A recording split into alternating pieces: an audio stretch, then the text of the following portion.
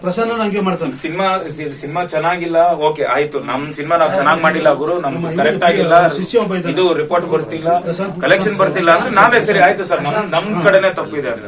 ಚೆನ್ನಾಗಿ ಓಡ್ತಿದೆ ಇವತ್ತಿಗೆ. ನೀವು ಗೂಗಲ್ ಓಪನ್ ಮಾಡಿ ನೋಡಿದ್ರೆ ಗೊತ್ತಾಗುತ್ತೆ ಏನ್ ಕಲೆಕ್ಷನ್ ಆಗಿದೆ ಅನ್ನೋದು ಗೊತ್ತಾಗುತ್ತೆ. ಓಕೆ, ಅದ್ರಲ್ಲಿ ಏನೋ ಒಂದ್ 20-30 ಲಕ್ಷ ಕಮ್ಮಿನೇ ಇಟ್ಕೊಳ್ಳಿ. ಇವತ್ತು ಬರಲ್ಲ ಜನ ಬರಲ್ಲ ಅಂದಾಗ ಇಷ್ಟು ಒಳ್ಳೆ ರಿಪೋರ್ಟ್, ಒಳ್ಳೆ ಕಲೆಕ್ಷನ್ ಎಲ್ಲ ಇದ್ದು ನೀವು ತೆಗೆದು ಹಿಂದಿ ಕೊಡೋ ನೀವು ಅಷ್ಟೊಂದು ಪ್ರಾಮುಖ್ಯತೆ ಯಾಕೆ ಕನ್ನಡಕ್ಕೆ ಕೊಡ್ತಿಲ್ಲ? ನಾವು ಸಿನಿಮಾ ಚೆನ್ನಾಗಿಲ್ಲ ಅಂದ್ರೆ ನಾವು ಆಯ್ತು ಬಿಡಿ ಸರ್ ನಮ್ದೇ ತಪ್ಪಿದೆ, ಎತ್ ಬಿಡೋಣ ಪರವಾಗಿಲ್ಲ ಅಂತಿದ್ವಿ. ನಡೀತಿರೋ ಸಿನಿಮಾನ ನೀವು ಪ್ರೈಮ್ ಟೈಮ್ ಅಲ್ಲ ಬೇರೆ ಯಾವಾಗ ನೋಡಿದ್ರು ಹಿಂದಿ ಅಂತ ಕೊಡ್ತಾರೆ. ಅಣ್ಣ ನಾನು ಹೋಗಿದ್ದೀನಿ ಅಣ್ಣ, ಎವ್ರಿ ಟೈಮ್ ನಮ್ಗೆ GT ಮಾಲ್ ಇಂದ ಕಲೆಕ್ಷನ್ ಏನ್ ಬರ್ತಿದೆ ಎಲ್ಲಾನು ಗೊತ್ತಾಗ್ತಿದೆ. ಪಕ್ಕದ ಥಿಯೇಟರ್ ಪಕ್ಕದ ಸ್ಕ್ರೀನ್ ಎಲ್ಲ ಕೊಟ್ಟವ್ರೆ. ಅಲ್ಲಿ 3 ಜನ 4 ಜನ ಅವರೇ. ಅಲ್ಲಿ ಏನ್ ಹೇಳ್ತಾರೆ, 5 ಜನಕ್ಕೆ ಕಮ್ಮಿ ಇದ್ರೆ ನಾನು ಶೋ ಕೊಡಲ್ಲ ಅಂತಾರೆ. ನಮ್ದು ಎವ್ರಿ ಟೈಮ್ 60% 70% ಇರೋದು. ಅಲ್ಲಿ ಹುಡುಗರು ನಾನು ನಿನ್ನೆ ಮೈಸೂರು ಸಡನ್ ಆಗಿ ವಿಸಿಟ್ ಮಾಡಿದ್ದು. ನಾವು ಬೇರೆ ಥಿಯೇಟರ್ಗೆ ಹೋಗ್ಬೇಕಾಗಿತ್ತು.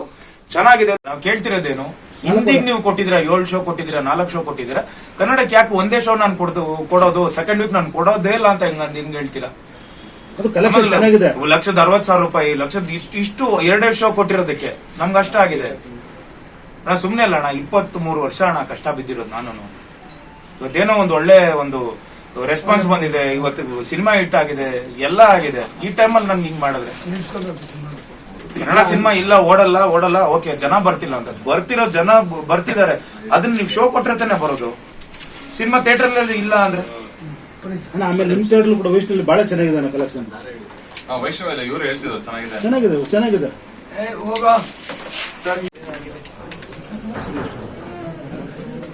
4 ಗಂಟೆ ಅಂದ್ರೆ 4 ಗಂಟೆ 3 ಶೋ ಬಂದಿದೆ ಅಷ್ಟಲ್ಲಿ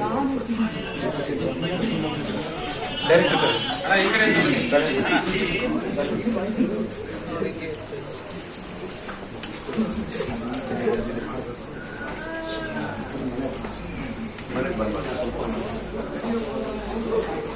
ಡೈರೆಕ್ಟ್ ಮಾತಾಡ್ತಾರೆ.